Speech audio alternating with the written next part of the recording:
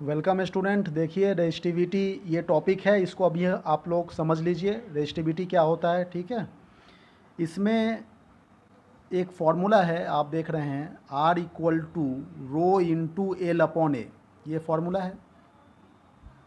R मतलब होता है रेजिस्टेंस, रो मतलब रेजिस्टिविटी, एल मतलब लेंथ और ए मतलब एरिया ऑफ क्रॉस सेक्शन। ठीक है, तो ये जो फॉर्मूला आप देख रहे हैं इसी को हमें प्रूफ करना है। ठीक है ना, कैसे प्रूफ करेंगे देखिए, बहुत ही आसान सा है।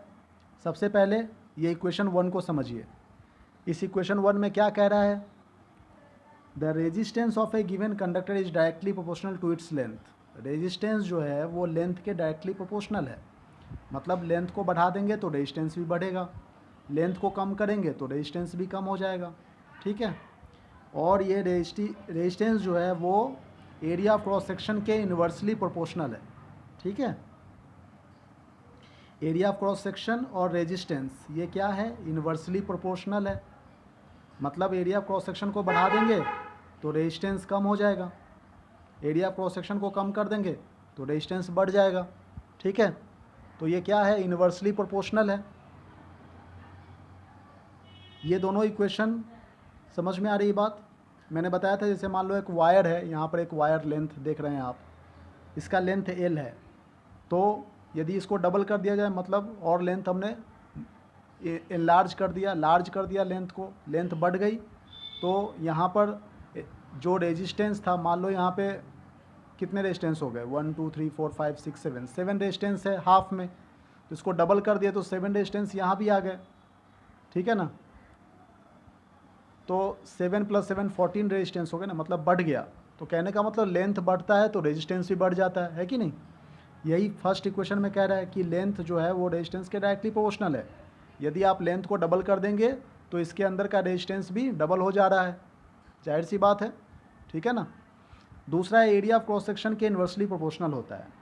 इसका मतलब क्या है, एरिया ऑफ क्रॉस सेक्शन, जैसे मान लीजिए ये पाइप है, तो इस पाइप में हमने एक और एरिया बढ़ा दिया इसका। ठीक है, एरिया ऑफ क्रॉस सेक्शन को एनलार्ज कर दिया, ज़्यादा कर दिया, तो एरिया ऑफ क्रॉस सेक्शन बढ़ जाएगा तो रेजिस्टेंस कम हो जाएगा।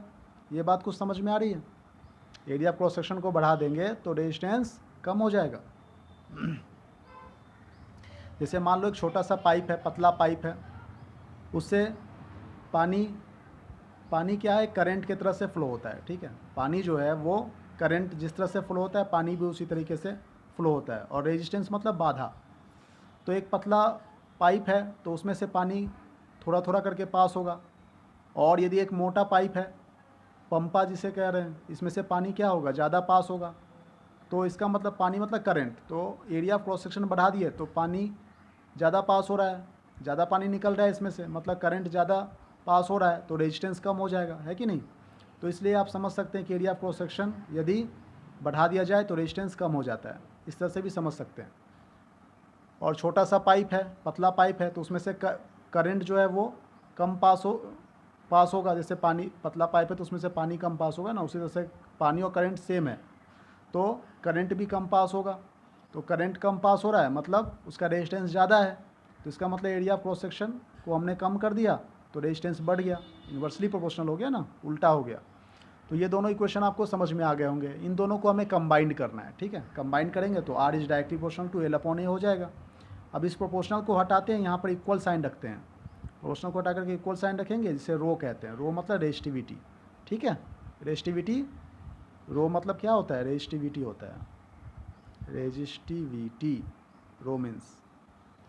तो ये फार्मूला समझ में आ गया आपको। रेजिस्टिविटी का फार्मूला है, बहुत ही इंपॉर्टेंट फार्मूला, इसे याद रखना है आपको। ठीक है, अब ये नेक्स्ट आगे की जो बातें हैं ये हम लोग बाद में देखेंगे, फ़िलहाल आप यही नोट डाउन करेंगे, इसमें रेजिस्टिविटी हेडिंग दे करके और यहाँ से लेकर के यहाँ तक नोट डाउन कर लीजिए। ठीक है, पूरा सब कुछ जैसा लिखा हुआ वैसे फेयर नोटबुक में नोट डाउन कर लीजिए। यही रेजिस्टिविटी का फॉर्मूला है, ये रो मतलब रेजिस्टिविटी। ठीक है, थैंक यू वेरी मच।